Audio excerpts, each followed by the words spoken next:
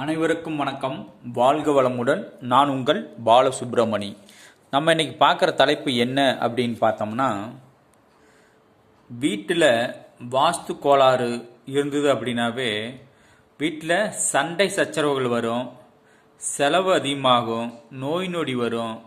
அதாவது நடக்கிறெல்லாம் பாசிட்டிவாக நடக்காது, நெகட்டிவாக நடக்கும். அந்த வாஸ்து கோளாறை இப்போ நீங்கள் கட்டடத்தை இடித்து பெரிய செலவு பண்ணி அதுக்கு ஒவ்வொருத்தரும் செலவு பண்ணுறாங்க. அதை செலவு பண்ண முடியாமல் இருக்கிறவங்களும் இருக்கிறாங்க. என்னடா பண்ணுறது, வேறு வாடகை வீட்டுக்கு போகலானாலும் அதுவும் போகாமல் எங்கே வீட்டை மாற்றுறது, நம்ம சொந்த வீட்டை விட்டுட்டு அப்படின்னு இருக்கிறவங்களும் இருக்கிறாங்க. இப்போது ஒரு வீட்டில் வாஸ்து கோளாறு இருக்குதுன்னா அது பல பாதிப்புகளை கொடுக்கும். என்ன பாதிப்புனா, நோய் நொடியை கொடுக்குது, விரைய செலவுகளை கொடுக்குது, சண்டை சச்சரவுகளை கொடுக்குது.